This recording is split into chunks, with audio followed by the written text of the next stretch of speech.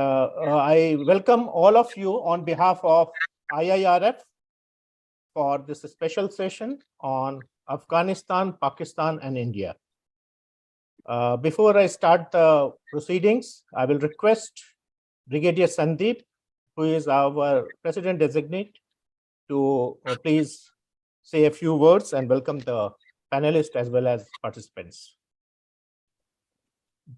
Good morning, Mr. Sadat, and good evening to all esteemed attendees. I would like to welcome you all to the panel discussion on Afghanistan, Pakistan, India, an eternal triangle. And this is going to be there in the talk, I'm sure, for the next 5-6 years, if not a decade. So we have a very elite panel who to discuss this. Firstly, I would just say a few words about Mr. Sadat. He's from Afghanistan. He's a writer and a poet and presently residing in United States of America. He is the president of Afghan Intellectuals Global Community, and he is very passionate about Afghanistan and its future. And we are eagerly waiting to hear from him about the future of this eternal triangle and how things will develop in Afghanistan. Then we have Mr. Sunil Pant, who had been in a senior level in the State Bank of India, and is currently director, member of Banking and Finance Committee of Afghan American Chamber of Commerce.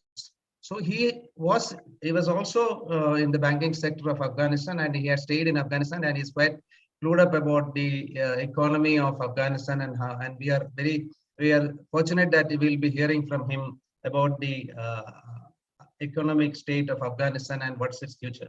And we finally have Lieutenant General Dushyant Singh, PVSM, AVSM, as an ex-corps commander and commandant of the Army War College, a scholar in international relations and a regular contributor in various YouTube channels and webinars. We are eagerly waiting to listen to his analysis on the subject too. I would now hand over to Group Captain Raj Mehta to introduce them and start the panel discussion. Oh, thank you, Brigadier Sandeep sir.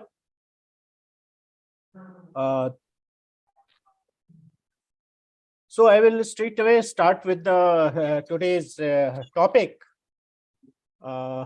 Indeed, we are living in a very turbulent times.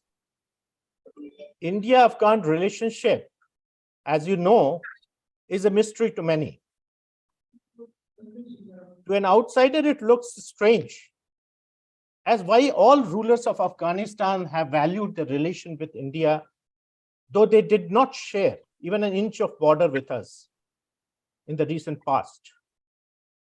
Irrespective of who ruled Afghanistan, that is post-World War II, the Afghanis, whether it was Afghanis themselves or the Russians or the Americans and now the Talibanis, India had always been willing to help the people of Afghanistan.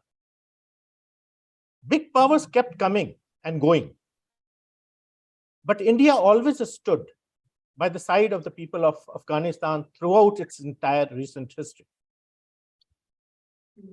You see, the historical relationship between Afghanistan and India is so intimate that it goes beyond geopolitics and geostrategic considerations. Pakistan is by far the most vocal critique of Indo-Afghanistan relationship. It keeps questioning India's claim to have a role in Afghanistan. Perhaps it forgets that historically, Afghanistan as a nation always had a deep, intimate socio-political, economic, and cultural relation with India from the time when Pakistan as a nation was not even born.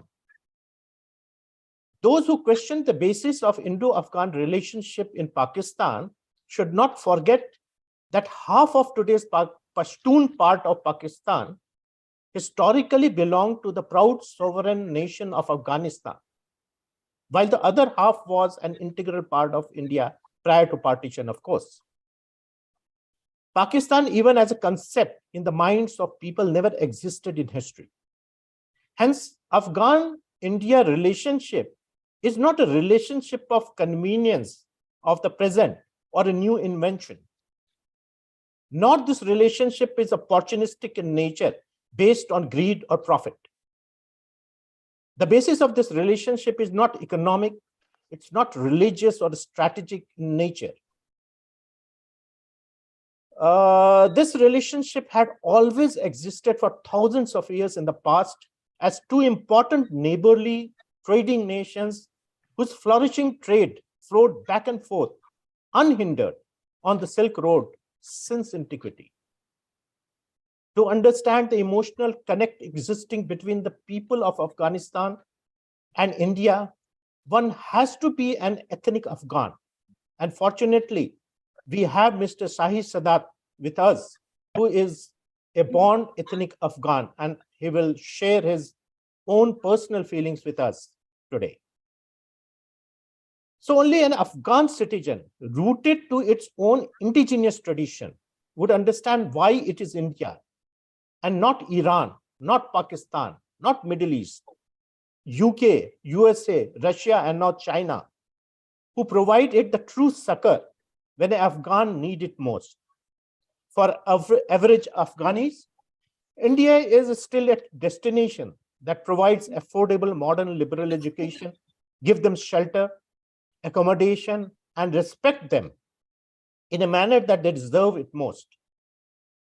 It even provides them opportunity for business, medical treatment, and above all, refuge and safe haven whenever their nation is in crisis. Unfortunately, history of Afghanistan had always been the playground of the big powers, power game.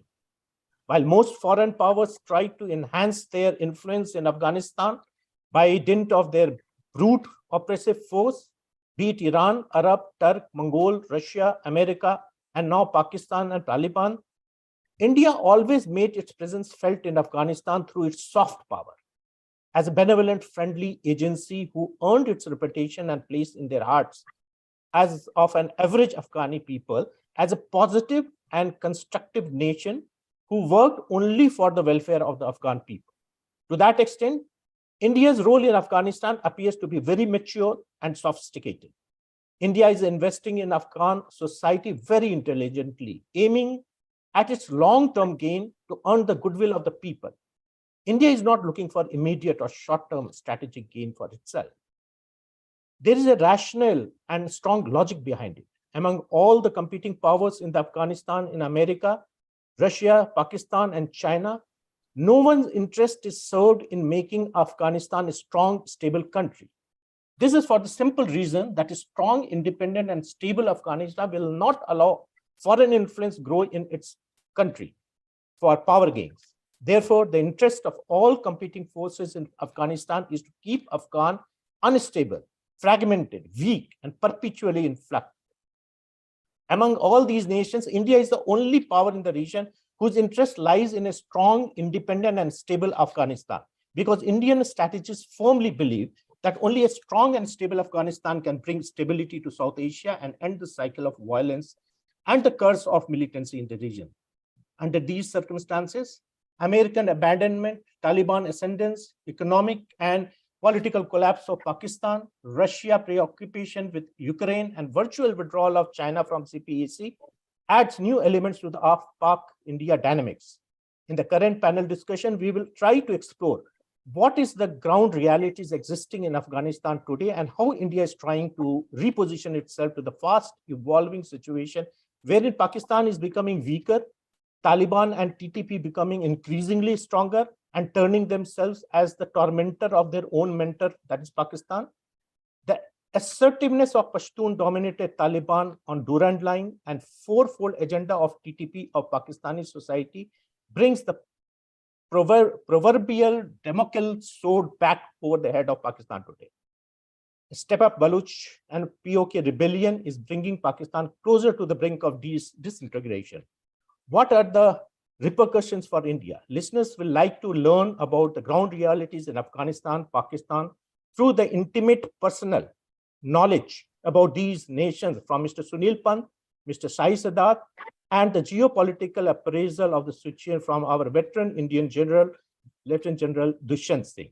I will first request and invite Mr. Sunil Pant to come and explain us the economic situation of Pakistan and Afghanistan and how it is going to impact us regionally. So I request Mr. Sunil Pant to, if you want, I will upload your PPT, sir. Please, that would be helpful. Yeah. It's actually such a vast topic that I wouldn't know where to stop otherwise. This will sort of help me maintain my boundaries within the time frame that is there. So first of all, let me say thank you very much for the opportunity and for having me here with you and for giving me this lovely audience. I really believe that, the Afghanistan, Pakistan, India situation today resembles something like that of a classical Hindi movie where you have a villain, you have a hero, and you have the heroine.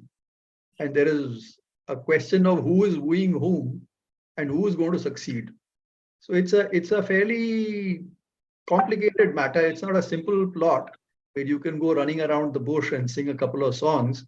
But here it's more dangerous. It is more frightful in its consequences, and it has gone through a phase of continuous turbulence for a very long time. In fact, if you look at the history of Afghanistan, it's a history of turbulence.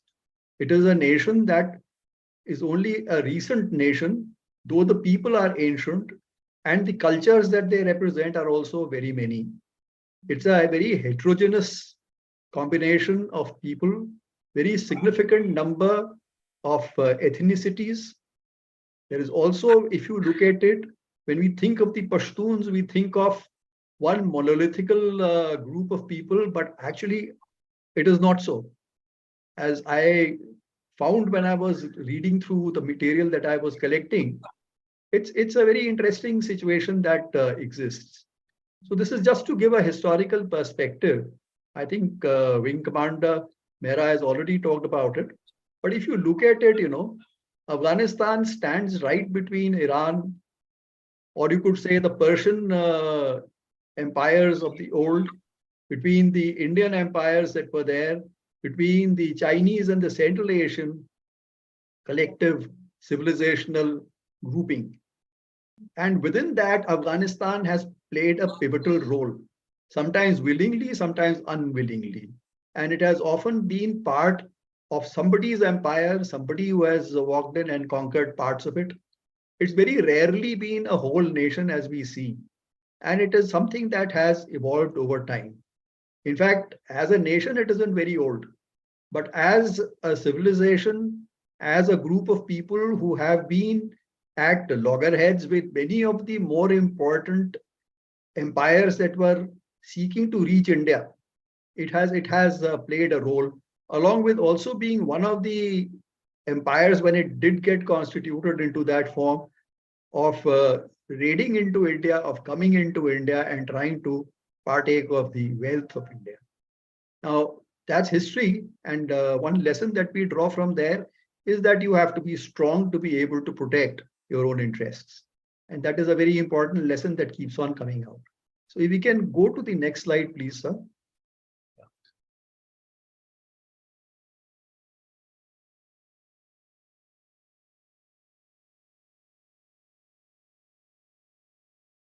Yeah.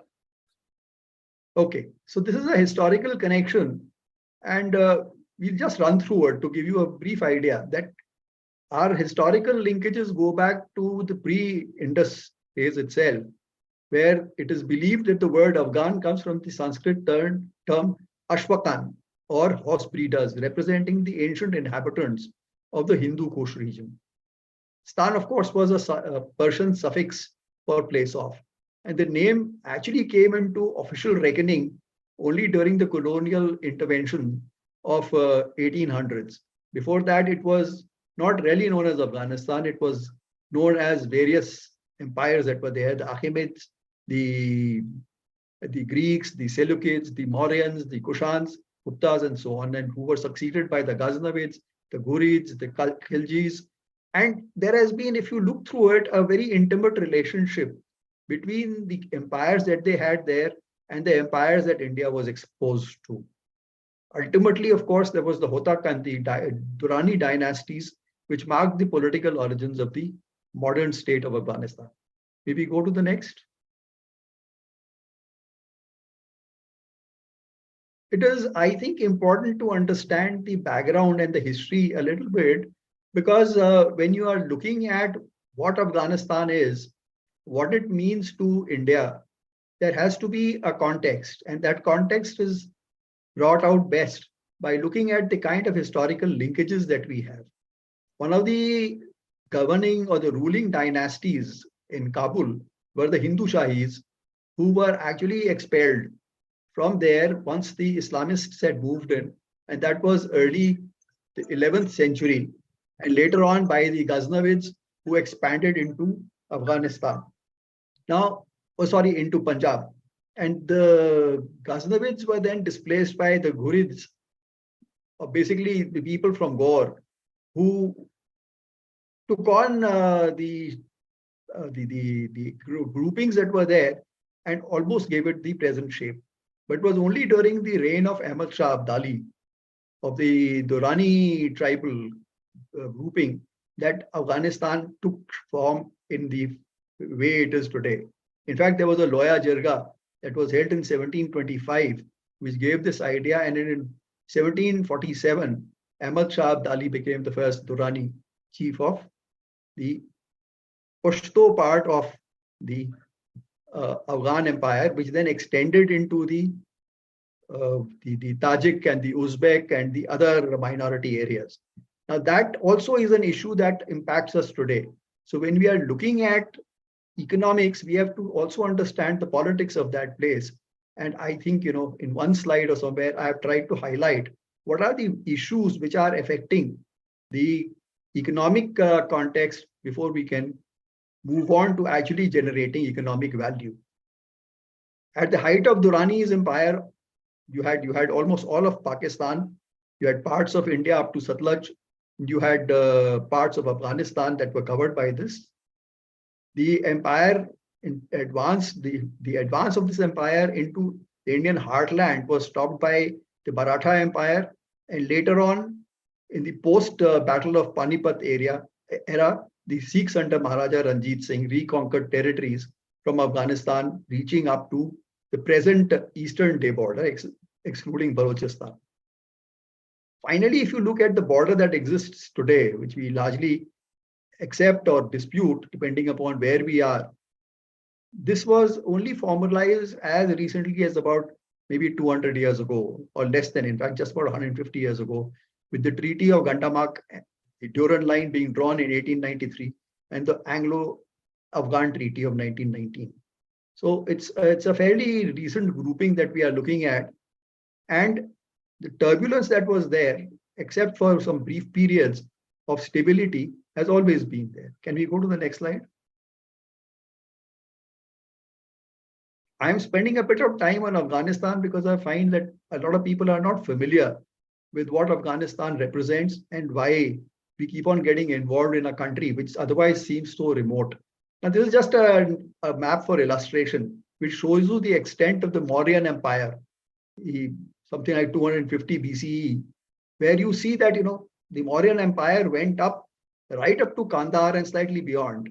And you can see that even in that time, for whatever it was worth, the Indians had a stake in Afghanistan, and Afghanistan was an important part of the overall Indian makeup. Can we go to the next? This is basically for the purpose of. So Afghanistan, as you would have seen by now, sits at the tri-junction between Central Asia, West Asia, and South Asia. The four major civilizations, Indian, Chinese, Iran, and Durranian, of course, the Turkish influence that is there in Central Asia, which meet at the region known as Afghanistan. And it has historically been influenced more by India and Iran than Iran or China. And that has also been because of the fact that the access to India from Afghanistan was easier. Further, the gateways to India were through Afghanistan for all marauders or raiders or entities that were coming into India. Here you will see what I was talking about. And even though Afghanistan has the potential to be a key land link between India and the energy-rich CAS, again, it's the political intervention which is preventing creation of economic value.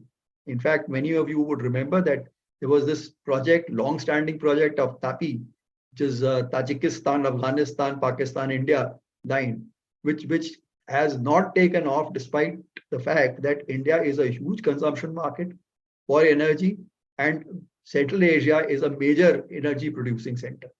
So someday, maybe we'll be able to see something resulting from this. Can we go to the next? So this was just an illustration to show you how the civilizational engagement took place and why it is a strategic location. Pakistan, of course, is a recent occurrence as far as the relationships go, which are centuries old, almost millennia old. But the fact also is that in its quest for identity, sometimes Pakistan has had to stand up against the Indian overwhelmingly Indian portion of their identity. And as a result, sometimes they have to go into a state of denial as regards their Indian connect. And that also, because they have to stand up to it, becomes an issue that leads to conflict where none should be there. Again, as you will have seen from here, there are areas of overlap with various civilizations. And that is something that, has also led to a creation of a composite culture which has crept into India from that side. Can we go to the next? So here I talk about the Afghanistan economy. My focus is largely the economic factors out here. The politics is the background, or rather I should say it's the backdrop on which the economic issues are being spelled out. Within this, you will see that Afghanistan is a very poor society. A very large number of people there live below the poverty line. As per assessments that have been made, more than 90% of the people there are today surviving on less than $1 per day, which is abysmally low. And there have been projections that there could be major starvation deaths because almost 50% of the people are on the bread line or below the bread line. If we can go back to the last slide, please. No, there were, yes. So you will see that even though agriculture has a share of only 26% in GDP, the share of employment is 44%. Unfortunately, agriculture is marked by very poor agrarian practices. There are no linkages available. There are very few modernized forms of agriculture out there, and irrigation continues to be a problem. In fact, surprisingly, the irrigation facilities in Afghanistan were very well developed when the Kushans were ruling this place. The Kushans had a better concept and they built up irrigation networks, which were later destroyed because of certain issues that the Taliban had with them in the first round. Manufacturing and construction, 18% of the population, but 25% of the GDP, and services 49%, which is all shops and everything. So you can see it's a very poor economy. Total GDP is estimated at 20 billion as on 2019, but this could be an estimate. This is an estimate because figures there are not entirely reliable. And therefore, what happens is that despite the fact that they are sitting on a mineral wealth which has been estimated at between $1 to $3 trillion by surveys that were done by the US and by USSR when they were more active out there, there is very little that is happening. There is very little extraction. And at this moment, there is a lot of smuggling that goes on. There is a lot of coal that gets extracted and sent to Pakistan. There is also a lot of talc and other items that are coming out. Lithium has been discovered there in large quantities. So Chinese are quite interested. The Chinese also have a focus on gold. They also have a focus on copper because copper is also there. And they have been in the initial phases of this particular government or the authority been trying to push for an extension of CPEC into Kabul, up to Kabul, so that they can do the extraction and pull it out. But that has not been happening. For some reason, there has been some reticence at the level of the Taliban, and there is also a fear that the Chinese have that they may end up supporting the more orthodox Islamist forces in Xinjiang and other neighboring areas. So there are still those levels of doubt and dispute, as a result of which this is not happening. But initially, it was presumed that the Chinese would jump into it and try and get as much out of it as possible. Geologists have also found abundant deposits of colored stones, gemstones. In fact, before this government fell, the last government fell, there was a proposal to create a lapis lazuli corridor through which goods would be, or these gemstones would be picked up, and India would be a major market. But unfortunately, that has not happened. Can we go to the next slide now? And here again, these are issues that are sometimes surprising, because when the nation was taken over by the Taliban in August 2021, there was a fear that the whole economy would collapse. But to some extent, and surprisingly to that extent, the Taliban has prevented that from happening. One is that with their stricter laws, there has been less of the hemorrhaging that used to take place in the tax collections. And therefore, they've been able to build up their tax collection revenue lines. They've been able to build up their other revenue lines. They've also been able to do more export. And they've actually, if you look at it, done better in certain ways if you look at just the benchmark dollar index than Pakistan, which is they're more established and they're better neighbor. So here, if you look at it, overall revenue collections actually reached about USD 1.54 billion, which was quite interesting between March and December 2022. Their border taxes have reached about 58% of the revenue, which is again showing a lot, because earlier this was only about 20%. They were not raising so much money from there. Inland revenue sources have contributed about 45%, of which non-tax sources have actually contributed 54% of this, which means that the fees and everything that they are collecting, which otherwise earlier used to go to the pockets of private people, is actually coming into government coffers. So that is something that I think is supporting them. But the fact remains, if we go to the next slide, that there is still a large deficit that the government is carrying. This is just to show you the population distribution and the larger tribes that are there. So you will see that the basic tribes that are there in Afghanistan, significant number, 42% is Pashtun. But you must also remember that this becomes a bone of discord between the Afghans and the Pakistanis, because almost 60% of the Pashtun population is in Pakistan. The Durand line has created a very peculiar anomaly where they have split the Afghans, or rather the Pashtuns, and they have left a major part of them in Pakistan. So that again is something that I think will need resolution. Otherwise, there are going to be issues. Similarly, Tajiks are 27%, Hazaras are 9%, and so on. So there are a lot of minorities that are there, and these minorities, therefore, are also in conflict. So within Afghanistan, there is this feeling of divisiveness that is there. It's a fractured society to that extent. And there is a lot of resentment. For instance, Tajiks, who are 27% of the population, contribute 70% to the armed forces. So that again is a bone of contention between people. And that is something that needs to be resolved in terms of maybe better recruitment policies or however. Hazaras, 9%, who are supposed to be the leftovers from the Mongol invasion, are treated, I will not say in the best of manners. So I think they are the significant underdogs in the entire thing, and therefore there are issues there also. Can we go to the next?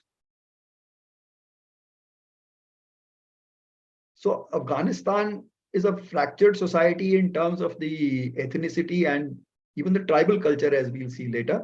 But they have been able to sustain. Taliban has been able to sustain because of rise in mining royalties. They've been able to mine and sell. They've also been able to do a better export performance because of less, should I say, diversions that used to take place. They've been able to export about $1.7 billion worth of good compared to $0.9 billion that was there earlier. So that is something that is interesting. I mean, whether it will sustain or not is something to be seen. But these facts point to a better or tighter control that Taliban has than the earlier regime, where there was perhaps more leakage and there was more, should we say, inefficiency. Similarly, if you look at it, there have been cash withdrawals. These continue to be regulated because there is a cash shortage in the country. That creates its own problems. There are civilian salaries have been paid, which is again a big thing because earlier it was expected they won't have the money to pay for it. Surprisingly, I was talking to some people in the bank yesterday, and they told me that the total remittances that have been received humanitarian is about $2 billion.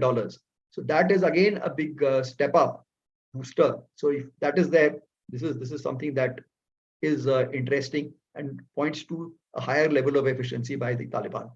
I think what we do is, am I running out Mr. of Pant, time? I will request you that we initial stages we had 15 minutes for each Okay. panelist. Okay. So you are left with 5 minutes. You can take and Okay, fine, try fine, to wind fine. up, please. So I sir. think if we go to the next slide, this is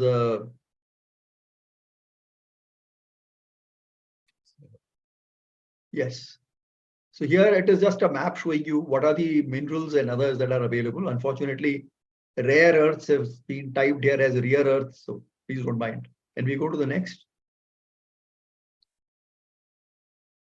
And looking at Afghanistan, talking about Pakistan, Pakistan seems to be passing through a relatively bad phase. While Afghanistan is not much better, but at least Afghanistan seems to be on the uptrend, upward trend. But Pakistan seems to be sinking lower and lower. It's a weakening economy since 1990, and largely because of misplaced priorities. I won't get into that because I think that's more geopolitical and somebody will talk about it.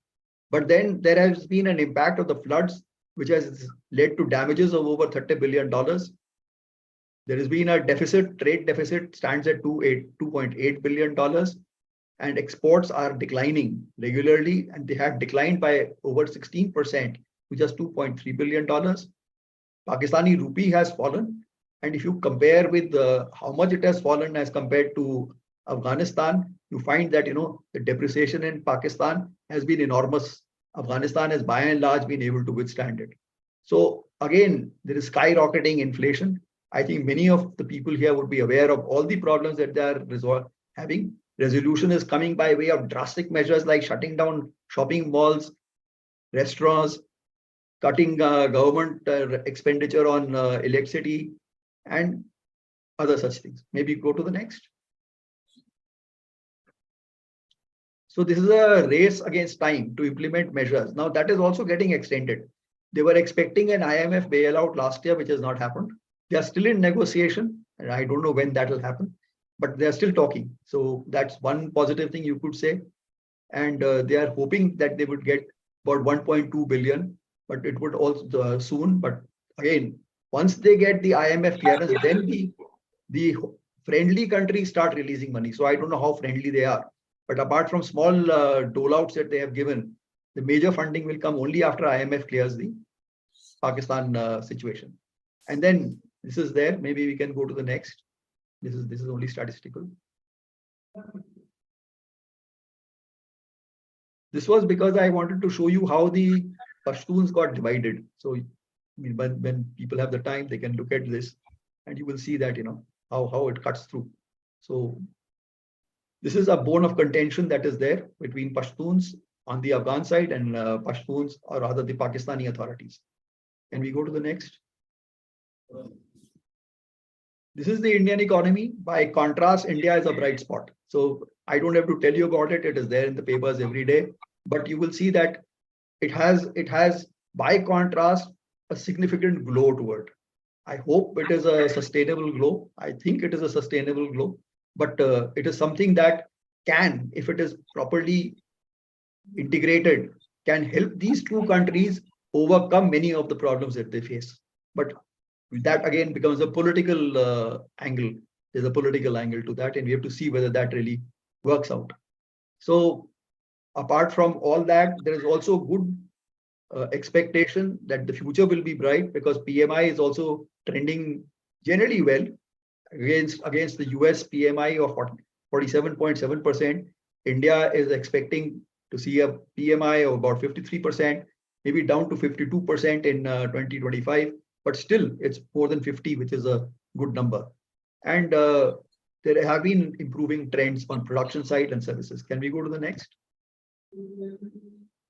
So here, there could be some challenges, and I've talked about three of those: inflation, tightening of monetary policies across the central banks, pandemic seeming imminent return, which could be a wild card. Exports did slow down in October, November. INR is still struggling to anchor itself against the dollar. And consumer price index may have peaked, but it's too early to say. Can we go to the next? So I request you to wind up, sir, so Okay. that we can invite General Dushyant Singh, who has to leave because he has got some engagement, and he requested that he Fine. This is only comparative statistics. Yes, sir. I can go, if you can go to the last slide, I think that will be it. Yes, sir. Yeah, basically, the last slide is about the turmoil, and these are the factors that I've identified which need a political settlement. Okay. Fine. Thank you. Thank you very much. Thank you very much, Mr. Pant. That was a very exhaustive and very, you put things in a historical perspective, and you gave a one thing that you brought out, that Taliban's are not doing as poorly as they were expected to do, and they seems to be surviving. And of course, Pakistan is everywhere in news, so we need not elaborate. And now I will request General Dushyant Singh, sir, to give his geopolitical perspective of this whole issue. Thereafter, we will request Mr. Sadat to give the more of a cultural and ground situation with his personal knowledge. So all for you, General Dushyant, sir. Thank you, Group Captain Mehta, and thanks, IIRF. May I have my presentation loaded? In the meanwhile, I would also like to thank Mr. Sunil Pant, who has actually stolen the thunder from my presentation by basically covering most of the historical issues which I was going to do it. But I will give a bird's eye view so that, like, for example, pictures speak a lot. So I'm going to give the historical perspective in 2-3 minutes on a picture, which will possibly sink in slightly better. So let's have the presentation up. As far as Afghanistan, Pakistan, India triangle is concerned, a lot of discussions are taking place on the YouTube. I myself have given about, I think, 4-5 YouTube discussions. They have been very popular. Almost viewership is going beyond 14,000-15,000, which is fairly good for topics related to the kind which we discuss in our forums. So you can just click 2-3 times. I think there are some animations also on this. Look, Afghanistan traditionally has been viewed as the burial ground of big powers, so starting from the British Empire and then subsequently to the Russians and the Americans. But if you look at the history, as Mr. Pant had highlighted, there are 3 distinct periods. The ancient period, then you have the middle period, and finally finally the current scenario. If you find in the ancient period also, there were big games going on. The Darius Persian Empire fighting the Alexander, and Alexander then fighting the Indian empires. You found the various smaller little empires coming up in between, Greco-Bactrian, Indo-Greeks. Then you had the series of Indian empires, Gandhars, Kamboj. You also had Kushan Empire. Then you also had the White Huns, which are actually known as the Rajputs of today, who went quite deep into India. If you look at this period, I can say that the Mauryan Empire, to some extent, Kushan Empire and the Mughals were able to control this region fairly better. And the analysis which I got was that essentially they bought the control. They didn't fight the control. They bought the control. They bought off the local warlords and the local tribal leaders, etc., to maintain peace along the traditional silk routes. That is where I think bulk of the others have gone wrong when they have tried to control this region. As Biden has said, it's easy to enter Afghanistan. It is difficult to get out of Afghanistan. And that is what has happened for the last so many years. 2,500 years of history shows that to us. Currently, we are looking at the Taliban in Afghanistan, which appears to be quiet on the top, but there are a lot of undercurrents going on. You are having the NRF, which is the National Resistance Front, led by the previous Vice Premier. This thing is going on in the Panjshir area. Tajiks are supporting this particular movement. However, the other Central Asian countries are not doing so. Hazaras continue to get oppressed both by Talibanis and also ISKP, that is Islamic State of Khorasan. And you have the Islamic State of Khorasan increasing to about a massive 6,000 strength. And thanks to the US left behind 7 billion worth of weapons, which is going into the hands of Afghan Taliban, Tehrik-e-Taliban Pakistan, ISKP. There's a huge black market which is now running in this area. In fact, there was one Pakistani officer who said that unfortunately we cannot go and buy these high-end weapons from the black market, so they are restricted to the existing weapon system they have. Can we go to the next one? What my conclusion is that the trend continues. What has been happening from the last 2,500 years, it is continuing even today. This also, most of it has been covered by Mr. Pant, but I would highlight certain key issues. Afghanistan is a roundabout, and it is a melting pot of wars. State versus state, non-state versus state, non-state versus non-state. You can find all shades of warfare taking place in Afghanistan. Sometimes reported, sometimes not reported, and this has had a major bearing on the condition and on the economic state, on the well-being of this particular region. Most umpires have been attracted to this because of the geostrategic location. Few of the maps have been shown by Mr. Pant, so I will not deal with them. But finally, they all got buried into this region. Yet people get attracted to it again and again. We are now looking at, will the Chinese bite the bait?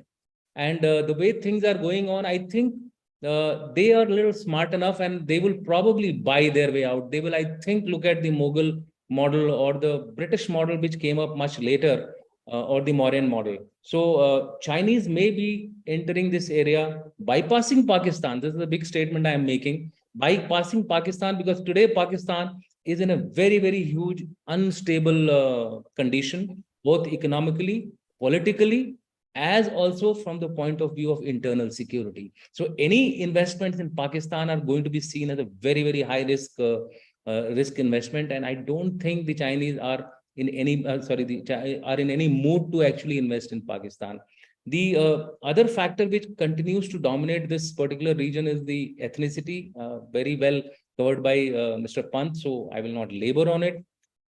One thing which I realized was that lawlessness is a matter of choice here. This is a big statement I'm trying to make, that maybe we will see towards the end, once the way Hazaras are being oppressed, the way the Tajiks are not finding favor, there is no representation whatsoever of Hazaras in the current government. There is very minimal total resistance of Tajiks, those who are Pashtuns, so those who have been in favor of the current Pashtun region. So ultimately, I see a civil war going on in this particular region. Maybe after a few years, once the people get too tired of, currently they're tired of the conflicts which have been taking place, but sooner or later, I think the bulk of the population will also start rising up against the Taliban.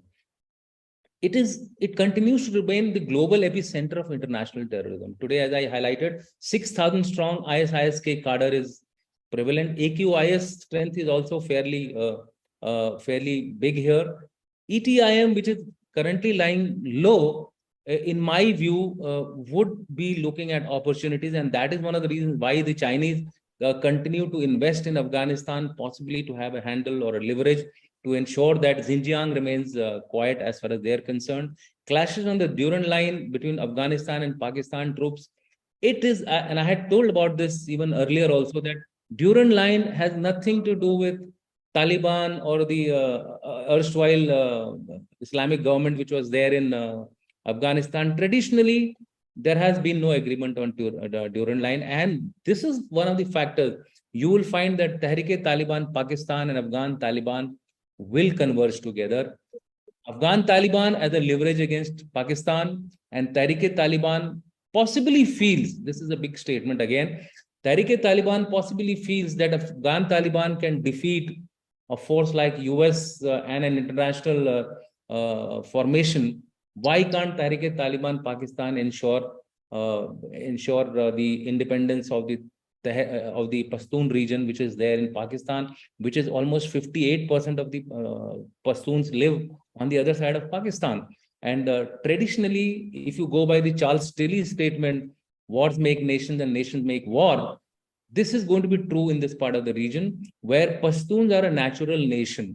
And ultimately, if they keep warring between themselves, a natural nation stabilizes and comes up or emerges sooner or later. We may see a larger Pashtunistan, but that's a futuristic projection which I'm trying to make. But that would be the major bone of contention as far as Durand line is concerned. I don't think the Afghan Taliban is also going to accept any compromise on this particular factor. Can you go to the next one? So after this, I will briefly cover what are the interest of various players in this, big players. US. Now, US is tired of 40 years of war, as I say. So currently, I think they are looking at preventing Afghanistan from becoming a base for transnational terrorist groups, especially the ISKP, which has the capability. You can say it has more or less taken over from AQ, and it has the capability to affect international terrorism. Currently, it is not doing so, but it has the capability. So therefore, this is one of the primary reasons. The second thing is securing the departure of, I believe there are still a large number of US citizens or pro-US Afghans who were working in Afghanistan with the US, who have to be evacuated. I think they are looking at getting them back home safely. Bilateral relationships between the two nations, although nobody has recognized Afghanistan, but what it appears from the messages which are coming from America is that they are trying to maintain some kind of diplomatic engagement, but yet not giving them a full-fledged sanctions to recognize them as a nation. So therefore, they are levying sanctions, but also releasing aid. I believe 1.2 billion aid has been released to specific projects in Afghanistan to make them overcome their current situation. So therefore, one of the reasons also could be, I mean, when you compare to Pakistan, is that the funds are being given to them through other means also, including America has provided them some relief. As far as the other reasons for US to continue to have interest in this is the containment of Iranians, Russians, and the Chinese influence. I think they know that if this area becomes a vacuum, these are the three natural players which will start getting into it. Russians are already trying to create some kind of a grouping of neighboring nations and stabilize Afghanistan for a more inclusive government. Although it has not succeeded, they've had 2-3 meetings. As also final overwatch on Pakistan. The Americans have been trying to get bases, military bases in Pakistan. They haven't got any bases as of now after they withdrew a few years back. But one of the ways could be that if they keep engaged in this particular region, Pakistan would also be in some form of check or the other. As far as the Chinese are concerned, Chinese, as I said, I think will be looking at a business model to control Afghanistan. Access to Central Asia and Iran and mineral resources could be one of the factors. I read a few days back that they have signed an agreement with Afghanistan on the exploration of Amur Darya for fuel, energy. This could be something, whether it is going to succeed or not, but if it succeeds, I think it will be a game changer. They also want to bypass Pakistan due to the current unstable political and security situation, which I highlighted earlier. So therefore, they are hobnobbing more with the Afghanis. And also finally, the ETIM is a big factor as far as they are concerned, because Xinjiang is directly affected by the ETIM. So therefore, with all these things, I think Chinese have, to me, looks like will be in the business to business engagement in this region and not military. I don't think they're going to put their boots down out here. Next. If you look at Iran, again, Iran is if I was looking at Iran, they are looking at connectivity and economic linkages, especially in relation to India. But more importantly for them, the refugee problem. It's 2.5 to 2.6 million refugees which are there in Iran, and it's a huge burden on any nation. Therefore, that management has to be done, and that is why, surprisingly, in Taliban 2.0, they are not actively supporting the NRF. They are somehow trying to build bridges. They are trying to take a cautious approach, whereby they are giving some succor to the Shia groups, which are like the Hazaras, but managing the eastern border to ensure that the refugee load is reduced on Iran, as also they can continue with the with their development projects, which are via the Chabahar port and the Jask port with India.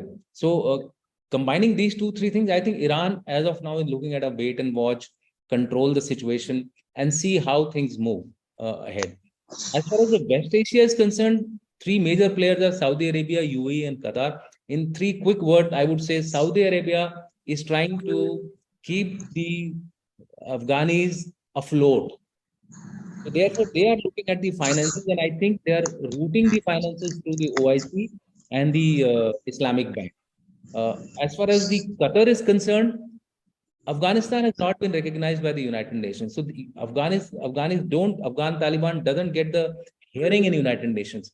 Somewhere Qatar is providing them that voice in United Nations. So diplomatically, Qatar is more active in promoting Afghan Taliban. However, they have also not been very successful, given the fact that as per the agreement, they were not supposed to harbor any terrorism, terrorist groups, etc., but which they have not done. They have not ensured an orderly withdrawal of the American forces. So they have also not got a very favorable image internationally. But nonetheless, they are giving the diplomatic support to Afghan Taliban. And if you look at the third player, UAE, they are into, I think, asset management. They have bagged 2 contracts for airport management. Similarly, I think these countries will be used for finally securing of the energy interest. That is, although Mr. Pant highlighted this issue about TAPI project, I think somewhere there is a movement going on to revive this. But I don't know how this is going to happen with Pakistan the way it is. I don't think it is a advisable thing to do it at this particular stage. Minimize the impact of refugees, because refugees have gone into all the neighboring countries, including Pakistan. Pakistan has about 1.5 million refugees, and India has not many, but still around 15 to 20,000 refugees are there in India as well. So the policy for them is that a cautious engagement is to be carried out. I think that is what these guys are doing. Work towards an inclusive engagement of Afghanistan, and barring Tajiks and rest are not providing active support to the NRF to please, possibly to appease Afghanistan that, look, we are here to actually essentially secure against terrorism spillover. This time round, Taliban 2.0, Kazakhstan, Uzbekistan are not actively supporting NRS, National Resistance Force, which is a big change from the earlier one. The second interest of the Russians appears to be containing the US influence in the region, because they all read it in the manner that, if this region becomes vacuum, then there would be a natural attraction of the other powers coming into this part of the world. As far as the Indian interests are concerned, the neighbors who are the Russians have gathered about 6 neighbors to discuss Afghanistan. India was invited only once. Thereafter, they have met without India being part of this particular formation of group of neighboring countries trying to stabilize Afghanistan.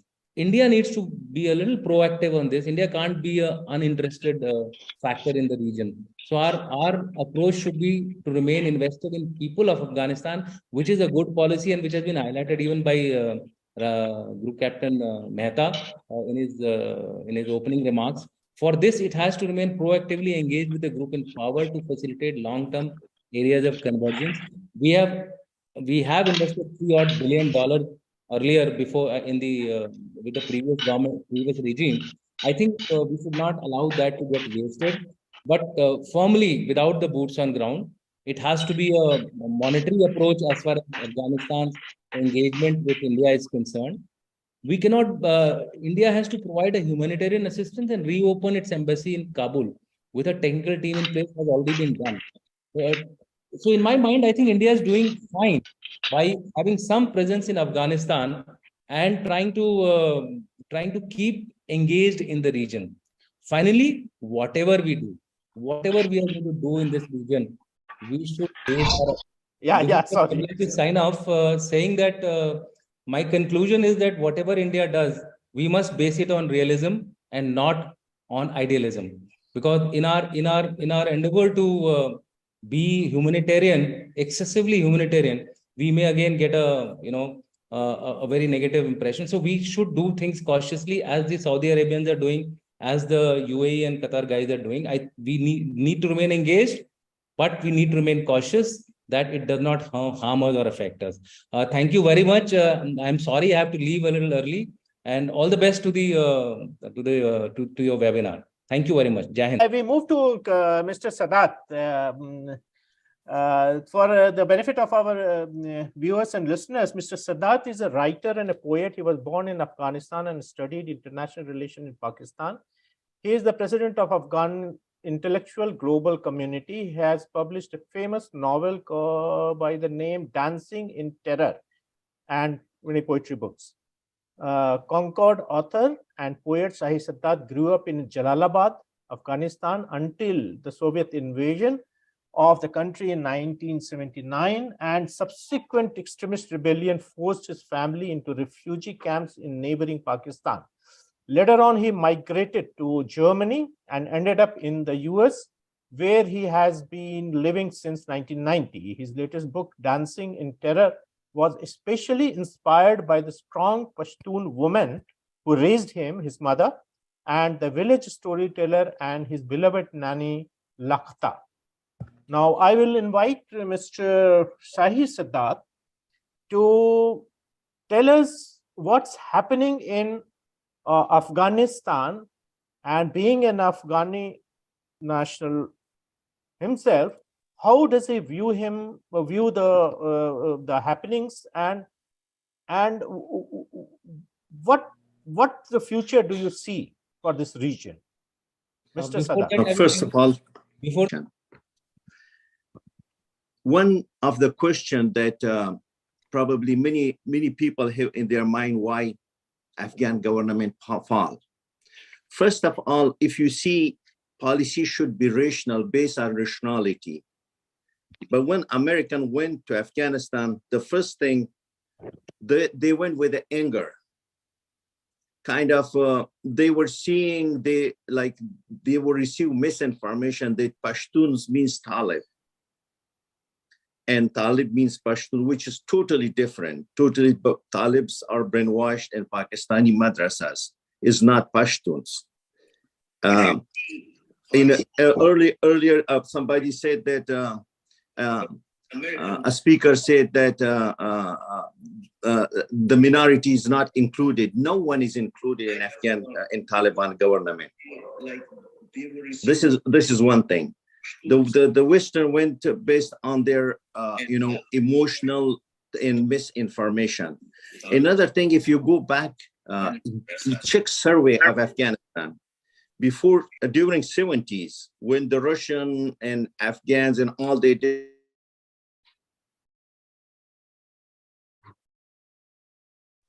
Group Captain, unmute with Sadat Sahab. Yeah. If you see the surveys during the 70s, you will see that the Pashtuns population are 73 to 75%. When American went to Afghanistan, they sidelined the biggest population, the big part of the population, and they were not included. They were not included in the government. They were excluded. Only the president was a symbolic, if you see. And then the enemy took advantages of that. And then another problem that you see is instead of the government in Afghanistan, instead of focusing their national interest, they were fighting among each other. They were divided. They were focusing on their own little interest, and there was so much nepotism. This was another thing. And the last thing, if you see in the last days of the fall, few months before the fall of Kabul, if you see that the British general alongside Pakistani General Bajwa going to Kabul, it seemed everything is clear that they were turning Afghanistan to Pakistan. Everyone is clear. A picture can speak, a picture is answer to the thousands of questions. These were the base for the problem in Afghanistan. If you, after the collapse of Afghanistan, the Mansour Ahmad, the Pakistani ambassador, said in his Twitter, resident in Kabul under the beautiful moon. That means we have full control of Afghanistan. Moon, they have the Pakistani moon on his Twitter, and he's sending the message to his Pakistan that Afghanistan is totally under our control. If you see current meetings of Taliban, I have the pictures that alongside these so-called ministers of Taliban, there are Pakistani ISI sitting there. Their pictures are there. The journalists send me, they circle their faces around, and told me this is Pakistani ISI. And even their names are there. So in every meeting, Pakistani ISI sitting there. This is another thing. A while ago, if you heard that after the slaughter of Pashtuns on the other side of the Divrin line, the Afghans on the other side of the Divrin, Pashtun came to protests in millions, in thousands. And then Pakistani General Asif Ghafoor tweeted, and he said, shouldn't already slaughter should be slaughtered again. Means so you see the animosities has a level, how they go and how much hatred they have for Afghans. So the policy of Pakistan and Afghanistan is not based on mutual interest. Their policy is based on the destruction of Afghanistan. And you can see it for many, many, many years. It's going on. The destruction of Kabul, all these things are happening in Afghanistan, the bombing, the killing, the innocent, all these terror organizations are in Pakistan. One thing that people question, what's going to be the future of Afghanistan? I ask you, the audience, this is the new report from Paktia province. There's 1.5 million population. They have 2 female doctors. In every corner of the street, they build madrasas. And madrasas, they don't teach religion. You know that. They teach hatred in the name of religion. They teach division, hatred for others. And I go to one one interesting research of Stanford. In 1970, Stanford had a research. They voluntarily, randomly selected about 24 students from college, and each were paid $15. This research was for 2 weeks. Half were become prisoner and half guards. They stopped research within a week because the guards start abusing the prisoner, and the prisoner were feeling they're real prisoner. So Afghanistan right now, the way people think maybe, okay, Taliban might change, things will change. If a research within a week affected human life that much, even a college students, what you expect from the people of Afghanistan when they build, the Pakistan build madrasa in every corner. They're creating zombies, and these zombies will spread soon or later if we don't stop it. If we don't stop it, if the world doesn't stop it. And some people say, oh, the dragon is sleeping. The dragon is taking oxygen, energy. And if it's too late before, too late. And if people think this is just only Afghanistan, no. There are Muslim population everywhere around the world. There's Muslim population, more Muslim in India than Pakistan. There are Muslim population in Israel. There's Muslim population in Europe, in every part of the world. If they're watching, they're just watching the fire that burn Afghanistan right now, but it will spread soon. And they don't need to go there. They need just a telephone. They can recruit terrorists everywhere around the world. And then this will be too late. And this is, I'm telling that I went to Pakistani school because when I was during Russian time, I went there for 1 month. I went to madrasa. Everything about Jews, about Hindu, about Christians, what I was taught. The Hindus are the enemy. They're infidel. The non-Muslim are evil. Just this is the mentality they're teaching. Even in their schools about India, about all these things. The thing is, if we want to save Afghanistan, we have to stand and save Afghanistan, and also save our own interests and save the world. We have to stand. There was a time when Joe Biden said to President Karzai, Pakistan is 50 times more important than Afghanistan to us. This was the time that India, friend of Afghanistan, should ask Joe Biden at that time, if Pakistan is 50 times more important than you, how about us? Sometime, like previous speaker said, you have to stand. We know all Afghans that India, the Pakistani terrorists destroyed Darul Aman, the historic palace of Afghanistan. But this was the India that paid the money for it and rebuild it.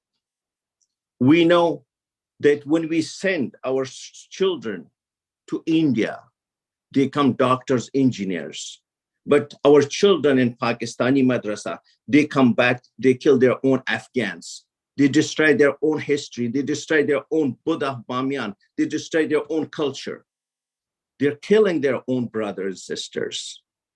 The brainwashed come to Afghanistan. Even they destroy their own music as instrument. This is the difference. One thing I expect people, human rights activists, people from friendly countries like India, like others, that there's a need for a true information to be spread. Once the Afghan know the true information, then they will stand against the evil. This is what we need. This is what I would like to thank Mr. Raj for having this gathering. I also recommend one more thing. This is my recommendation. I'm not expert, but in the future, war of information, like always, but in the future is more important, very important, because the first war is here. Once you win war here, then no one can use you, no one can abuse you. And since there's a bigger population in India, bigger population of Muslim than probably the entire any country in the world, you know, I recommended the Indian invite scholars, especially from affected Afghanistan, to go to India and to tell the people what's truly happening there. Because one day I was listening in a Twitter, there was a guy who was talking in a Twitter. He was talking about that. He was from India. I was thinking he was more Talib than, Taliban. And I was shocked. I was totally shocked. And he was like, he said he's a descendant from Pashtuns. And I said, hey, I am Pashtuns. I'm still speaking the language. I'm in Afghanistan. I lived in Afghanistan. I suffer from this extremism. And listen to me, what's going on there. This is the thing that the people, this is the exactly thing that Pakistan want, the Pakistan ISI want to brainwash people and use it against any other country, including India. So I think these are the thing. One more thing. Somebody talk about TTP. TTP killed 1,700 of Pashtun leaders. Every day in daytime, these TTPs are hiding in Pakistani military barracks. In nighttime, they slaughter Pashtuns. And this is one of the things that the people of Waziristan and the people of the regions, because they are seeing these guys daily. They're seeing these Taliban, in the name of Taliban, these Pakistani, in daytime, they're a Pakistani soldier, in nighttime, they become Talib. They go to their homes, they saw with their own eyes. They know in which military room, barracks they're staying.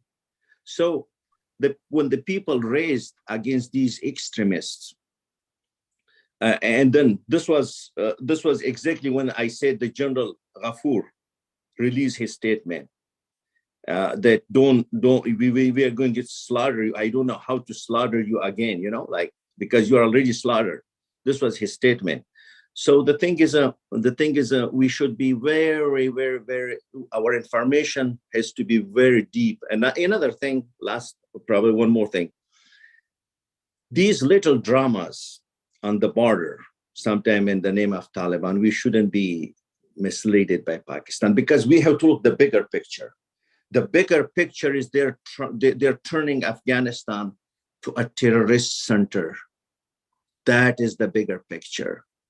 That they're taking logic of Afghans. That is the bigger picture. And they're going to use it. The next generation, I told you about Stanford, the Stanford research, just 2 weeks research, 1 week research. And then what's going to happen to Afghanistan. Thank you so much.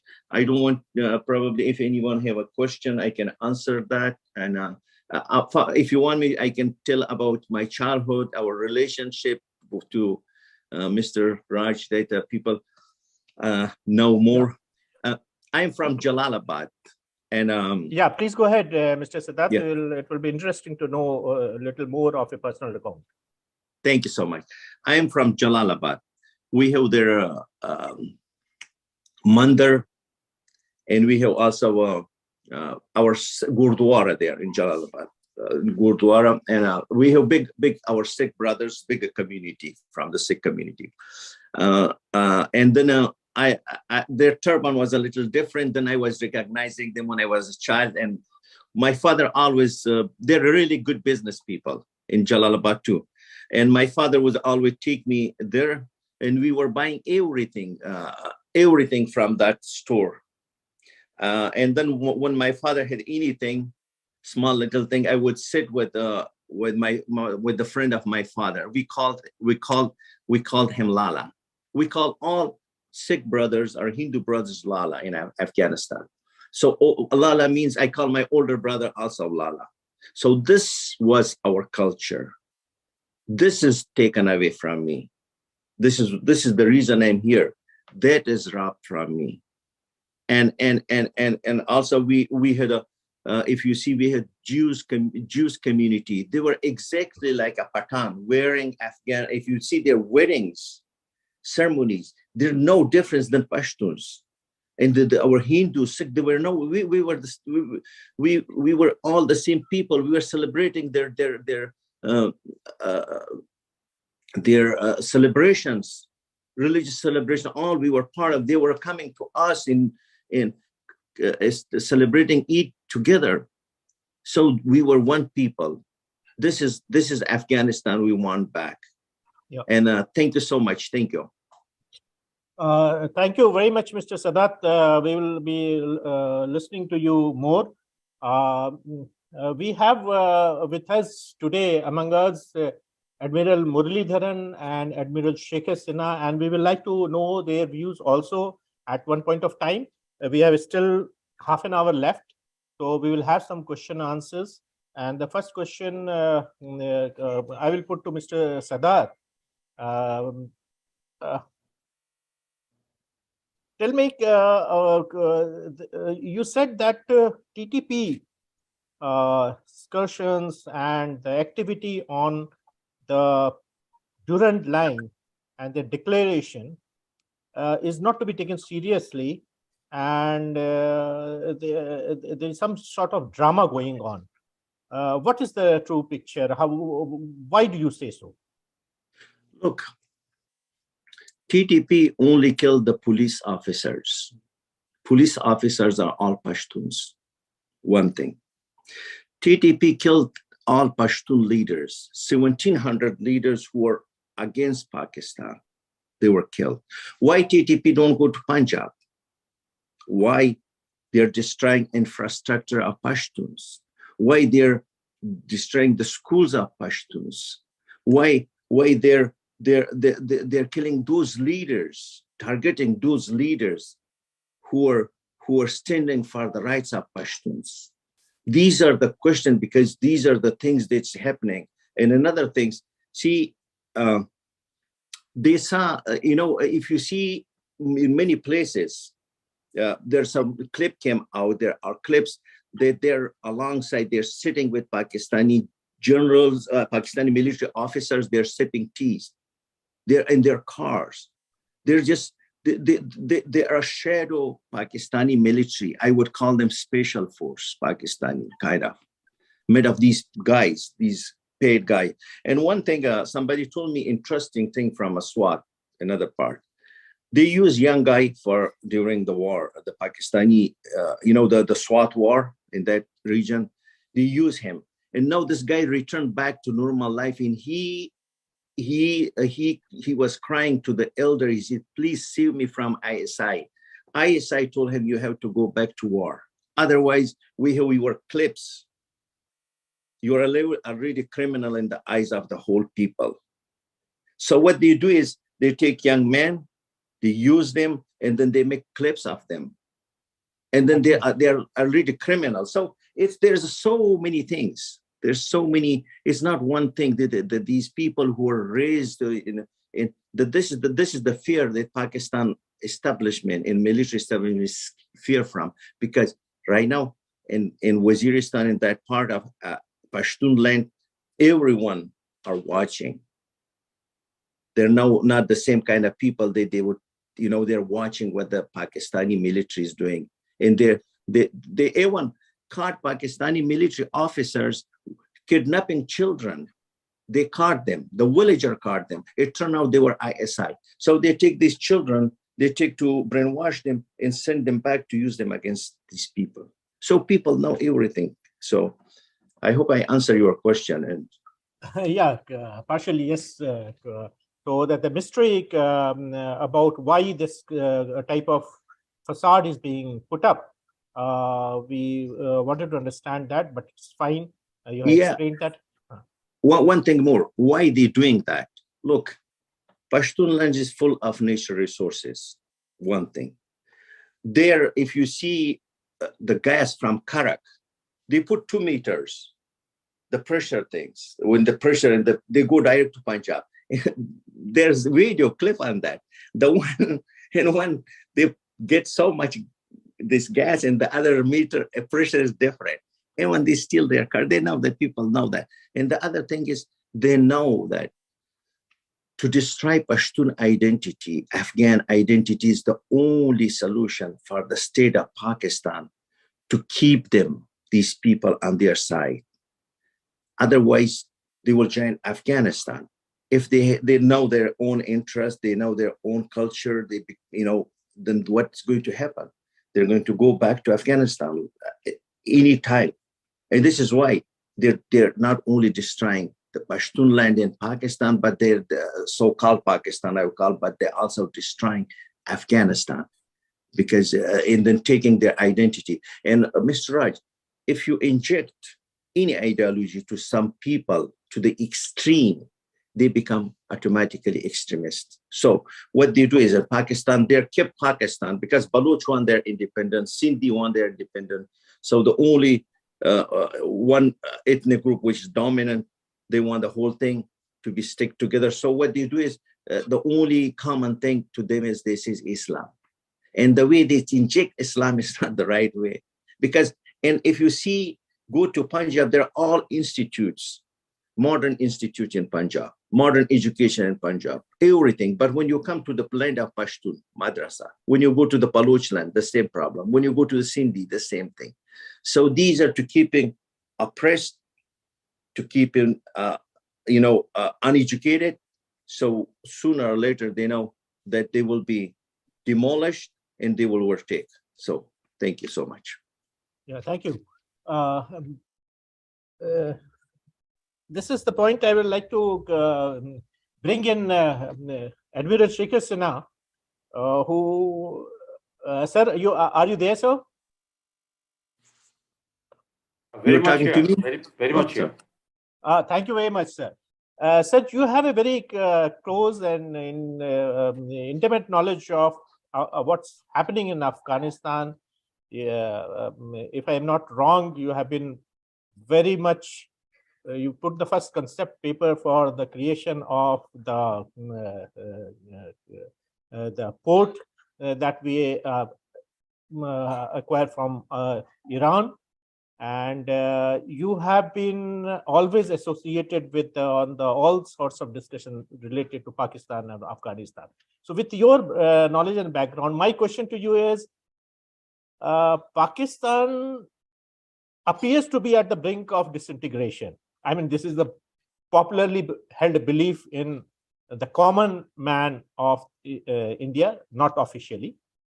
So how far do you think the happenings in Afghanistan and Pakistan is going to lead to this kind of situation, that is like the Baluchs are revolting, the POK, the Baltistan people are revolting, Afghans are, the TTP is trying to take back their part of the Afghanistan. So are these real things, or are they going to translate into something? What is your assessment of the situation, sir? Thank you, Raj, for inviting me and really listening to very brilliant propositions and presentations. All Mr. Sunil Pant and General Chauhan, and now Shahi Sadat Bhai. It's a really pleasure to see you, Sadat Bhai, at this forum. And I hope that you are keeping yourself safe. It's Pakistan is not going to collapse in a hurry. Because it is not good for the so-called superpower. It is not good for the emerging superpower, which is China. and it is not good for India as well. It is not good for any of the neighboring countries. And certainly, I should mention that not good for Iran as well. Iran is trying very hard. They have had contact with the various factions of Taliban even during the days of so-called democracy. And they were very much in contact because they knew that one of these days, one of the factions of Taliban will begin to rule Afghanistan, and it is good for them to keep in contact. And as Shahi Sadat Bhai said, and other speakers also pointed out, that the Iranians are very engaged with the Taliban. Now, I would say that this economic meltdown of Pakistan, in one way, I mean, if I have to be a little silly, but I would say that in one way it might reduce the indulgence, particularly the monetary help to the various factions of Taliban by the ISI and funding to ISI. But for that, the international monetary organizations have to pressurize the Pakistani government, I mean, if there is one, to see that the allocation to the defense is reduced, very markedly reduced, so that, they don't have this kind of money to throw around. Having said that, you also mentioned, Mr. Pant rightly brought out that Afghanistan's economy is not doing so badly. Very reasons have all been brought out, but one more reason that I would like to say, that the narcotics trade, from which most of the rulers, whether it is a democratic government or it is Taliban or various factions of Taliban, they draw their money, draw their power from that narcotic money. And let me also tell you that various factions of Taliban, of which all our three distinguished speakers have made mention of, they all survive on the narcotics money of their own region, where there are, sort of very prevalent. So it's a very catch-22 situation. But let me tell you that they will all come together if somebody outside power wants to dictate its term in Afghanistan. All the factions of Taliban will come together and ensure that doesn't happen. Because Afghans are known to be very fiercely independent, and you see the history, it is full of these kind of, incidents in the past. But coming back, especially to your question, that will this present state of Afghanistan and in Pakistan is going to slow down the? I don't think so, because it might be at reduced level, but the TTP attack on the Pakistani installations within Pakistan will convince the Americans that they should keep supporting the Pakistanis, which they are already doing, as you can see. As long as that money is coming, the army is quite deeply involved in the business, and most of the the CPEC construction, particularly in the half which is closer to China, the contracts have been taken by the Fauji Foundation under various names. So therefore, the money for them is not really a problem, and they will keep funding the terrorists. There is a uprising in one more part of Pakistan, which is the POK. There has been fair amount of demonstration in POK and some in Gilgit-Baltistan, that they don't want to remain with this present dispensation. So I would say it will be very difficult for anyone to make a forecast.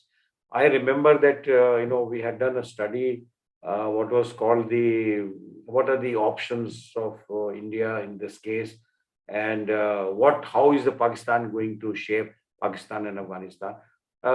And we came to conclusion that we can only make a prediction about Pakistan in any form, possibly for maybe a year, maximum a year or two. Beyond that, we cannot make a projection, because things are so dynamic. There are so many external forces involved that it will be very, very difficult. And now, as you know, the Saudis were funding fair number of Talibans to fight the groups which were opposing the government at that time, when the democracy was on. But now China has brokered the deal between Iran and Saudi Arabia. It has got its own implication, because China wouldn't have done this for the sake of charity. China always sees what is its own long-term interest. And I think that, if that happens, Iran and Saudi, then there will be a little bit of calming down of the terrorist attacks on the Chinese who are actually working all over Afghanistan, particularly in the copper mine field and other rare earth mine fields. And China has already made a commitment to the government in Afghanistan that we will do so much of investment if you ensure that we are not attacked. Absolutely. In the lithium battery that you spoke about in the beginning. So I think I think this area will remain on the boil for the foreseeable future, to my mind. The only way is that the learned class that are Afghanistan, the new lot of Afghan people, the students, they don't believe in all this. They are very progressive, very well educated. They have an independent mind, and they are all together to see how they can get it out of the clutches of the repressive regime of the Taliban. Because as you know that it is, Siraj Haqqani is the interior minister. You can imagine who's carries $1 million, award on his head. And you got very Yaqub group, which is sitting in Kandahar. Between them and the group here, which is ruling in Kabul, they are absolutely daggers drawn. And, there is a lot of talk going on. But what will happen, we don't know.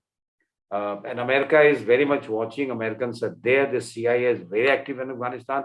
I'm sure Shahi Sadat Bhai will probably vouch with that. And they are not going to get away from here, because getting Afghanistan and Pakistan out of hand is a complete disaster for China and US.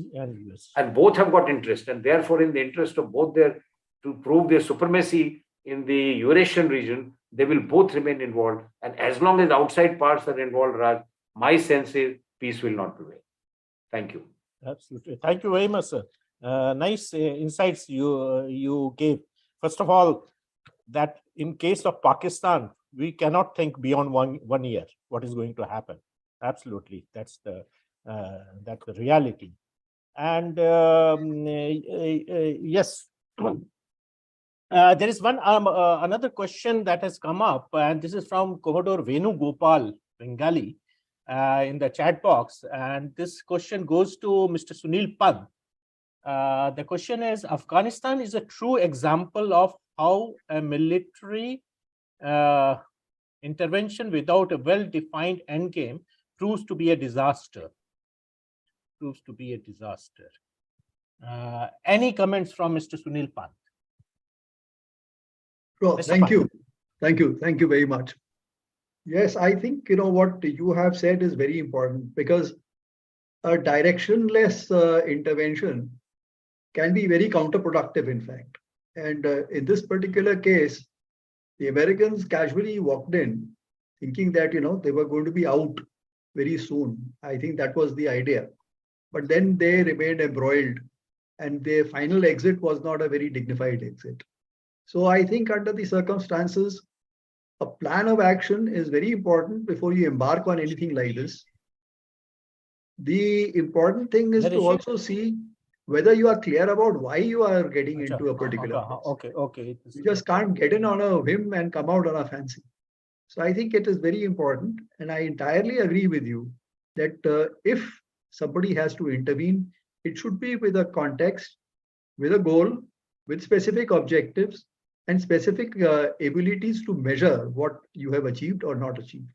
So I think that is going to be very important. And at this moment, Afghanistan continues to be in a state of limbo. We are not very sure what is going to happen in Afghanistan.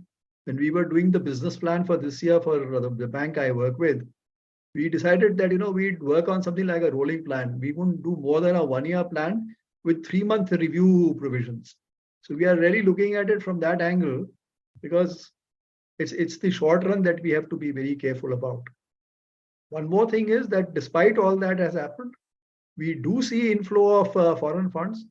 And though there were all those Cassandras of doom who were saying that Afghanistan economy will collapse, by the looks of it, it is not doing as badly as was expected, and definitely better than what Pakistan is doing. That is a very interesting outcome of what we've been seeing. So I think credit to Taliban there. All right. Thank you.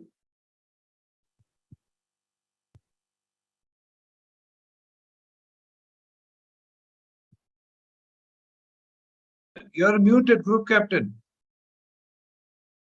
You're muted, sir. Sorry, my fault. So there's another question in the chat box from Mr. Rishi Atre, and we still have 10 minutes to go. So we will take that question. And the question is that there is a mention of Pakistani general who threatened Afghan people. Is he a Punjabi or some other ethnicity? And Pakistan has had Pashtun leadership. How do they relate to Pakistan had Pashtun leadership? How do they relate to Afghanistan? Thanks. Can this question go to Mr. Sadat? The question is in Thank the you chat so box. much. Thank you. Yeah. Yeah. His name is Asif Ghafoor. He was a spokesperson for the Pakistani military at the time. He stated that. Another thing is that if you see there's a new leadership among Pashtuns rising in that occupied land, we call occupied land, and they're rising and they're asking for their rights, their A1 full rights, and they questioning the state of Pakistan for many things, not them only, but Baloch in Sindhi too. One of the problem was in the past, probably young people realize it, that Bacha Khan was a legend to us. Later, his son was also. But if you see the Pashtun leader, later they come to power or to run the party, they're kind of, I would call, they're also indirectly promoting the establishment of Pakistan, military establishment of Pakistan. So this is why the young generation realized that. The young generation realized that those leaders who were calling them the leaders of Pashtuns, they're not honest. Say to this word, the later, not the leaders like Bacha Khan, those were our religion, like I said. But the people who come later, after, currently, some of them, they're just promoting Pakistani policy openly. And this is why the whole young generation who got information, who know the whole information, what's going on there, thanks to social media. So they're right now on different page, different side, and they need they're realizing that. I hope I answer your question. Well, yes, sir. You have answered the question, but okay, but Pakistan Army, even people like Field Marshal Ayub Khan were ethnic Pashtuns. They were not ethnic Punjabi speakers. Yeah, the thing is, look, it's not one person or two person, but the important thing is who will run the institutions. These are the important, the picture behind. I mean, I can keep, you can have a president, but behind the president or prime minister, who are running the whole, who are the brain. The brain is GHQ.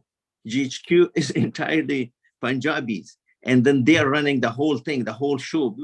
Look, the resources of Balochistan, all the resources is going to Punjab. Resources of Pashtun land going to Punjab. The island of Sindh, which is leased to China, the money go to Punjab. Everything, you go to Pakistan, there's two Pakistans. One is modern Pakistan, universities, hospitals, roads, rail station, all these things. But the other one is the land of Baloch and Pashtun in Sindhi, where you cannot find in Balochistan, you cannot even, people still collect woods for cooking while the gas is going to Punjab. So this is the thing, people, this is the important thing is who control the institution, and that is Punjab. Thank you, Mr. Sadat. There is one question in the chat box. This is the last question we are taking, and I will have one question. The question to the panelist is: drug issue in Afghanistan impact Taliban on drugs, societal impact of drugs, and has Taliban done anything about this addiction? It's how the Taliban are taking this drug addiction issue, Mr. Pant has already confirmed that one of the source of their economy is drug trade. So what about drug addiction within their own society? Do you have any knowledge, personal knowledge about that? This question is to who? To Mr. Sadat, because you will know more, a little more what is happening. To me, yeah. To me or to someone else? I'm sorry. No, this is to you. Oh, okay, sorry. If you see, the drug business, it's all the part of where, like earlier our speaker explained that the thing is, Taliban have a small clip, like I said, like drama, collecting a few people, bringing a few people to show that all of their country, creating, for publicity, everything like that thing. But in general, the people are suffer. The more drugs are open, the more drugs are open to the public, and the more people get depressed, and depression is going right now in Afghanistan because girls are not allowed to go to school. All these things is directly affect Afghanistan. In the future, we will have more drug addictive in Afghanistan.